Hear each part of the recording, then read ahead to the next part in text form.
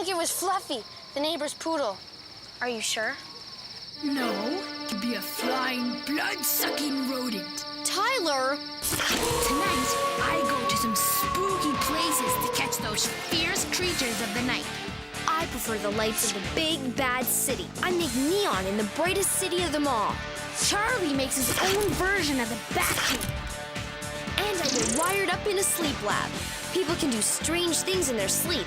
See what happens to your mind after you fall asleep. It's Popular Mechanics for Kids, After Dark.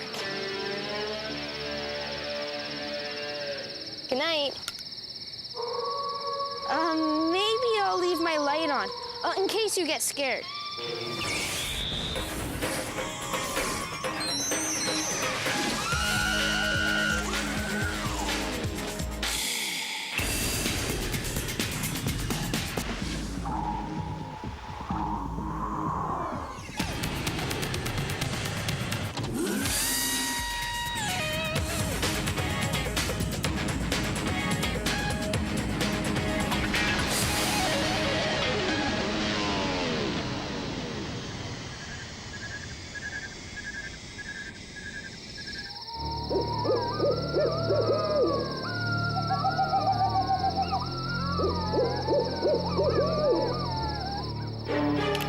Come join us as we explore the deep, dark secrets of the night. Long after you're asleep, there's a whole lot of things going on that you don't even know about, even inside your own brain.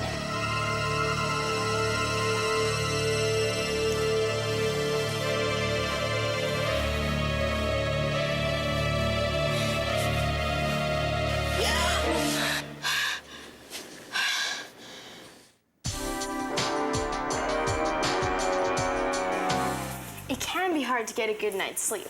That's why I'm here.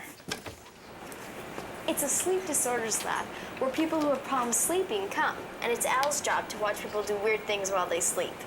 Here, take a look at this. By recording and watching people, I can tell what's wrong with them.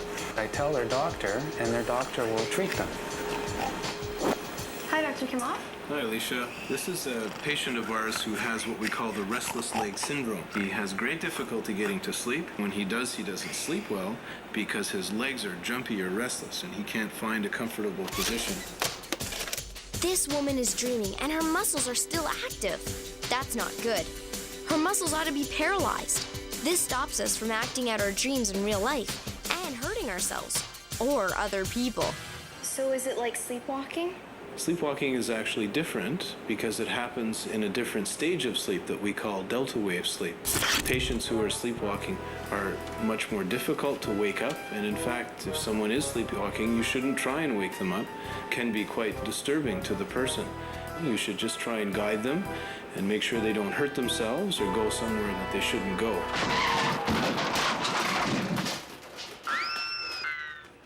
All right, let's get you hooked up and see what you do in your sleep.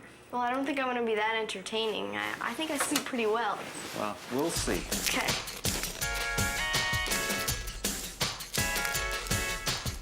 These are called electrodes. This one here records the electricity that goes through my brain waves. These ones here record my eye movements, and these ones here record muscle activity. And this is going to measure airflow. All these tubes and wires are connected to a computer, so Al can analyze what's going on while I'm asleep. And I'll be able to see you on the video. Good night. Good night. Wait. How are you gonna see me in the dark? We have an infrared camera which can see in the dark where we can't. Good night. Good night. What about my story? Once upon a time and they lived happily ever after. Now go to sleep. Ooh, microphone.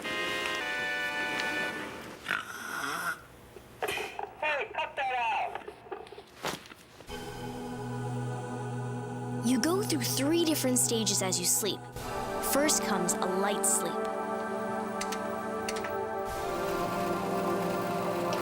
Then, your brain activity slows down and you sleep more deeply. The third stage is an even deeper sleep. Your eyes start to move back and forth. You're dreaming, or maybe having a nightmare. They're night creatures. They have fangs to bite. I go into a graveyard in the middle of the night. That's coming up on PMK. What's behind this door is top secret. Mattress testing machines. This giant rolling pin is called a rollator. It rolls over the mattress for 4 days around the clock. That's like a 270-pound person rolling around in bed every night for 10 years. And this is exactly what it looks like, a human behind. It simulates a person bouncing up and down on the edge of a bed. This is Data Man. He went from being a crash test dummy to a mattress test dummy. With sensor wires attached to his body, he tells researchers what parts of his body sink into the mattress and how far. What makes things go bump in the night? At night, when you're about to fall asleep, sometimes you can hear noises. And do you want to hear what makes these noises? I'll tell ya. It's huge! It can swallow you whole! And it's in your house right now! Well, actually, it is your house. Let me explain. Have you ever noticed that pickle jars are hard to open? What? It's 'cause when you put them in a fridge, the lids get cold. And when the lids get cold, they shrink. Everything shrinks when they get cold, and things get larger or expand when they get hot. So what does all this have to do with your house making noises? During the day, when things heat up, your house expands. And at night, when the sun goes down, it shrinks. And this growing and shrinking makes noises, which you can hear at night when everything else is quiet. So that's what those noises are. Good night, Tix. Good night, Nix.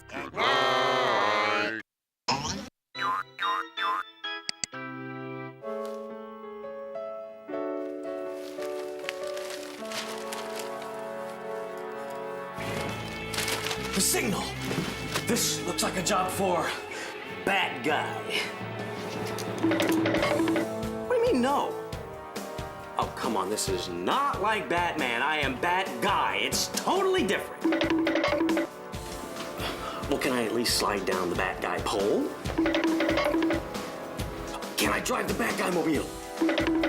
No. Can we at least make a bat house? Can we do that? Great. You know, bats have gotten a bad rap in the movies. I mean, people think they go around drinking blood. But what really drinks your blood at night? Ooh, mosquitoes. Mosquitoes are insects, and bats love to eat them.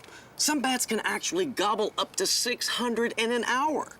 So, if you really want to keep your blood with you, give a bat a fantastic summer home in your own backyard. To build a bat house, we need some wood.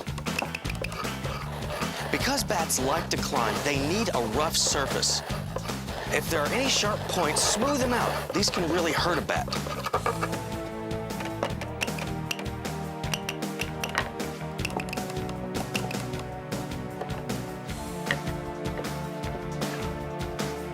This isn't like a birdhouse, so there's not just one way in. The bats will enter here through the openings at the bottom. The openings should be only about 1 inch or 2.5 centimeters wide.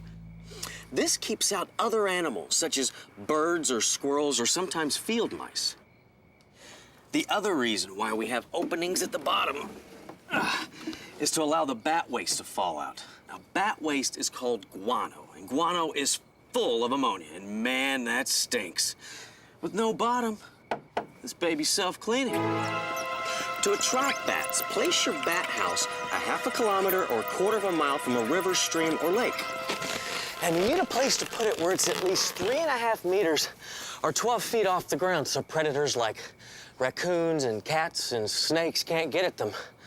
They like to eat bats for lunch. A pole or hanging from a house works best. Trees don't work so good because predators find them too easy to climb. Sunlight is important too. Your bat house needs 6 hours minimum of direct sunlight. So remember, bats are our friends. And just like us, they're looking for a nice, warm place to hang around in. Building a bat house is one way to see a bat, but I'm going out in the dead of night to catch one. Oh, there it is over there. That's coming up on PMK.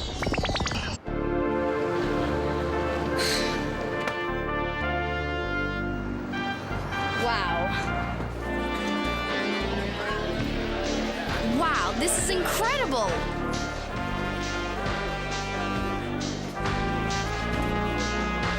Seeing all these lights is giving me an idea.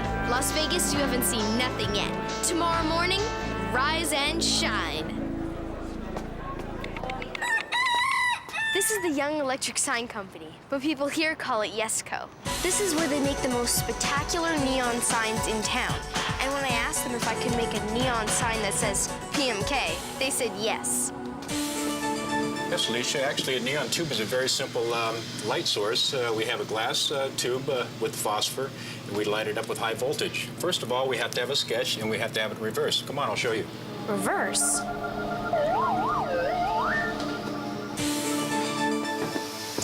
Yes, this is our bending table. You can see we have a pattern here. Oh, yeah. And it's in reverse. Yeah, I can see it's all in reverse. Yeah, we have to have this so that when we do make our bends, they're all behind the glass. And these are our tubes? Yes, they are. You see, we have two clear tubes. They will be red, and then the blue will be for the letter K. And what are these at the end of the tubes? These electrodes, but before we even get that far, we have to bend the glass, and that is done by hand.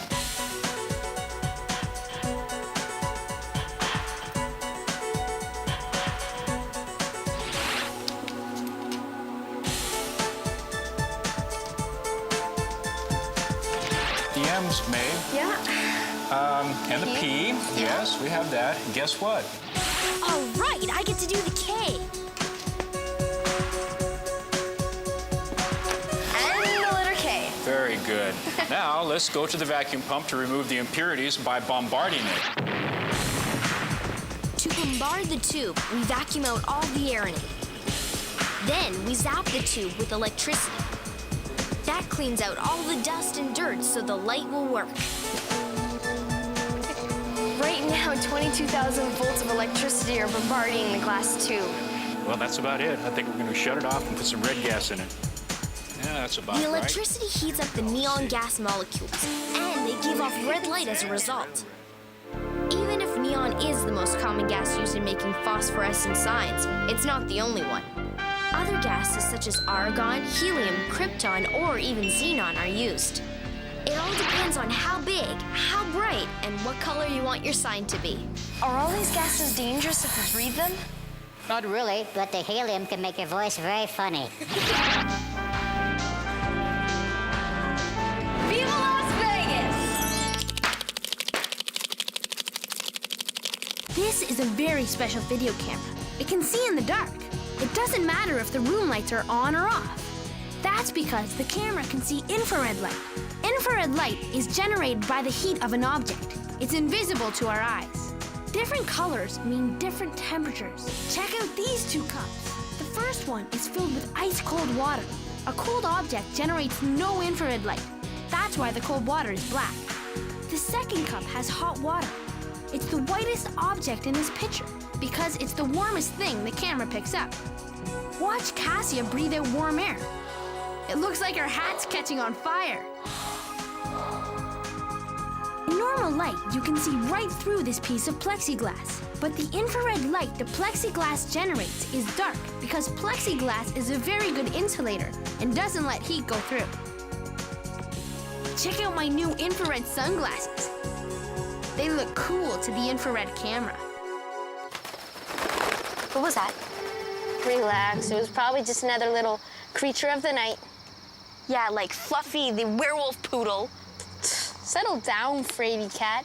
Lots of creatures come out at night, like raccoons. Oh, they're cute. Skunks.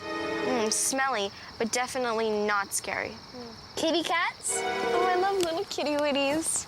Bats. Bats.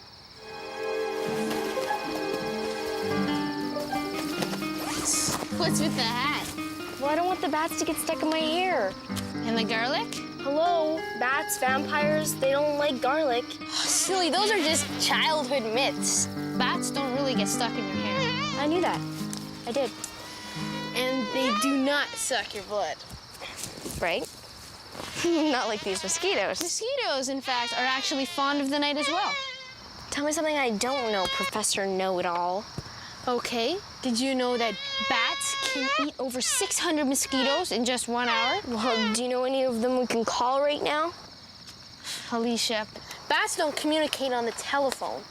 They communicate through something called echolocation, which is... I was just joking, Tyler. Don't joke about those poor bats. Their reputation is bad enough as it is. You'd like them if you got to know them, like I did.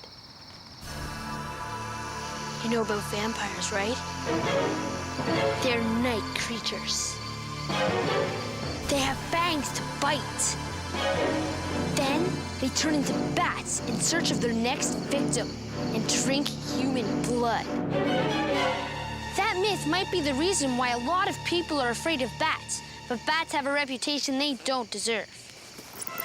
There are about 1,000 different species of bats in the world, and only 3 of them are known as vampire bats. The vampire bats all live in Central and South America, and they prefer animal blood over human blood. But for bats in North America, bugs are on the menu. It's about 10 o'clock at night, and I'm out to catch a bat with Janet Tybarak. Janet knows bats. She works for Bat Conservation International. Hi, Tyler. Do you want to help me set up this bat trap? Sure.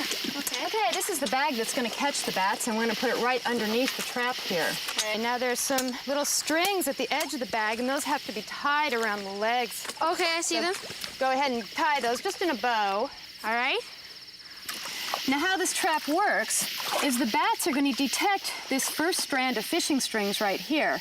And as they're flying towards it like this, they're going to turn their bodies sideways. But then in between the first and second strand, they're going to right their bodies, run into the second strand, and fall down into the trap, where they'll be caught in this bag right here. And then they'll crawl up the canvas sides and sit right underneath the plastic. And all we have to do is come and take them out, and they're really easy to remove. Now all we have to do is wait? All we have to do is wait. Let's move off to the side here. Okay.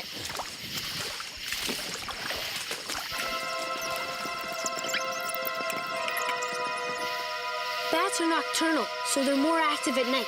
Soon as the sun goes down, they start hunting for bugs, and lots of bugs. They eat about half their own body weight in just one night. Hey, I think one just flew into the trap. Let's take a look. Let's go ahead and pull one of these out so that we can tag him later. Okay. Tagging bats allows biologists to follow the animals as they fly in the dark. This way, the scientists are better able to study their behavior. Well, this guy's small. Is it a baby? No, actually, this is an adult. When he's flying and his wings are spread, he looks a lot larger. But when he's roosting and his wings are all wrapped up, he looks pretty small. What kind of bat is it? Well, its common name is a red bat. They've got little tiny eyes. But they're not blind. All bats can see. They can? Uh-huh. It's got sharp little teeth. These guys eat a lot of insects, and sometimes the insects are very tough to chew on, especially things like beetles. He's got such tiny little ears. Can he hear very well? Yeah, actually, he can hear quite well because he has to listen to those high-frequency echolocation calls that he produces.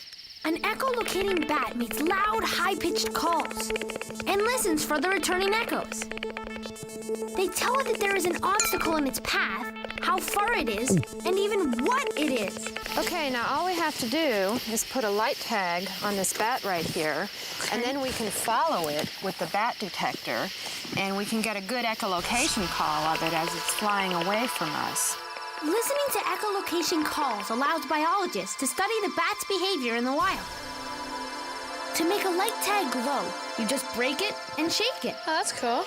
Then we'll just stick it on the back of the bat, and we'll let it go. In just an hour, this light tag will fall off, and the whole thing will be nothing but a bad memory for this bat. Are you ready? Yep. Okay, here she goes. How come we need this to hear her? Because her echolocation calls are above the range of our hearing, and this will translate it into beeps that we can hear. The bat detector picks up the bat calls by lowering the frequency so that we can hear them. Oh, there it is over there. Bat Bats may look ferocious, but they're just echolocating.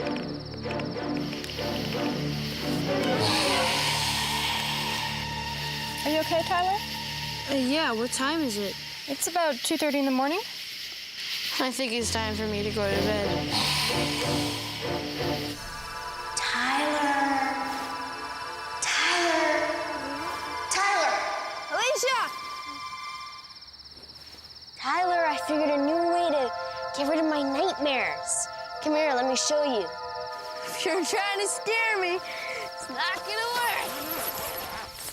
You can't scare me.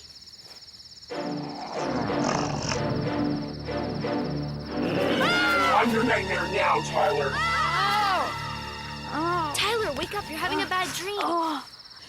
Don't worry about it, right? It was just a dream? Yeah. Go back to bed. Okay. Sweet dreams. See you next time on PMK.